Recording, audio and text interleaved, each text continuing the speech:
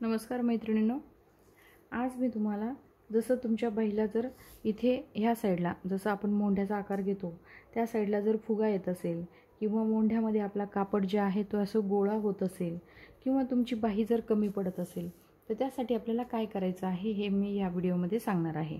Video जर आवडला तर व्हिडिओला लाईक करा, शेअर करा आणि आमच्या चॅनलला सबस्क्राईब करा। चला तर मग हे प्रॉब्लेम्स कशामुळे येतात हे आपण आज बघूया। आता हे बघा, ज्यावेळेस तुमच्या बाहीला फुगा येतो इथे काय होतं, ज्यावेळेस आपण बाहीचा आकार देतो किंवा मोंढ्याचा आकार देतो तो चुकल्यामुळे किंवा कमी जास्त झाल्यामुळे काय होऊन जातं, आपल्या बाहीला जो आहे तो फुगा येतो। आणि ज्यावेळेस आपण ब्लाऊज पूर्ण शिवतो आणि ब्लाऊज घातल्यानंतर इथं फुगा आल्यानंतर आपल्याला तो ब्लाऊज जो आहे तो व्यवस्थित दिसत नाही, तो दिसताना एकदम घाण दिसतो। तर मग त्यासाठी काय करायचं तर ते मी तुम्हाला सांगणार आहे। ज्यावेळेस आपण काय करतो, इथे आपण मोंढ्याचा आकार देतो त्यावेळेस आपल्याला कसा आकार द्यायचा असतो, जसं की कमरेचं माप घ्यायचं असतं।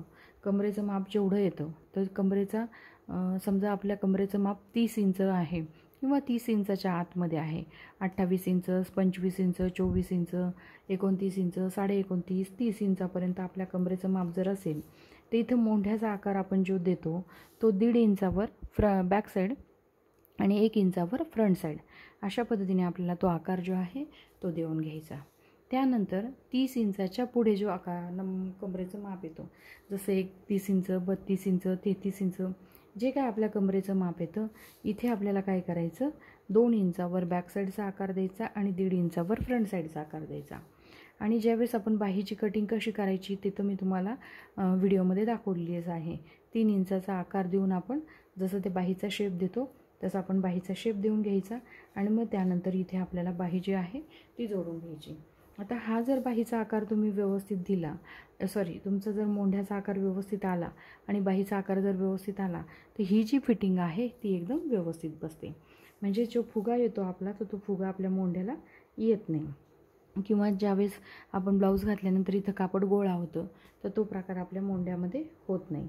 आणि तुमची बाही जर कमी पडत असेल, जसे नवीन शिकणारे असतात, नवीन शिवणारे असतात, काय होतं हा जो पार्ट असतो कधीकधी हा पार्ट ओढून शिवतात, कधीकधी बाही असते ताणलं जातं कापड, तर तो कापड जे आहे अशा पद्धतीने ताणल्यानंतर ते बाही जी आहे ती जास्त होऊ शकते किंवा हे कापड ओढल्यानंतर हा पार्ट ओढल्यानंतर बाही जी आहे ती कमी पडू शकते।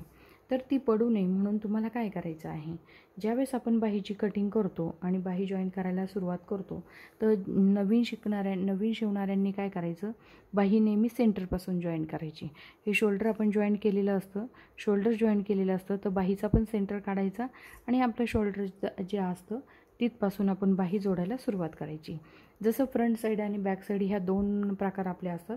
जसं फ्रंट साईडला आपण फ्रंट साईडची बाजू जोडतो बाहीची आणि बॅक साईडला जी आहे ती बॅक साईडला बाजू जोडतो। तर ज्यावेळेस आपण बाही जोडत इथपर्यंत येतो त्यावेळेस आपल्या लक्षात येतं की आपल्याला कोणतं कापड जे आहे थोडंसं हलकंसं ओढून घ्यायचं किंवा त्या पद्धतीने बरोबर आपल्याला ते बसवायचं आहे। तर फ्रंट साईडचा आकार हा फ्रंट साईडला व्यवस्थित बसला जातो आणि बॅक साईडचा आकार जो आहे तो व्यवस्थित बॅक साईडला बसला जातो। म्हणजे आपली कमी जास्तही होत नाही आणि सेंटरपासून जर बाही जोडली तर ती बाही फिरत पण नाही। जसं आपण डायरेक्ट इथपासून बाही जोडायला सुरुवात केली आणि ती जास्त जर बाही ओढली गेली तर त्याचा सेंटर जो आहे तो चुकून जातो, मग आपली बाही पण व्यवस्थित बसत नाही।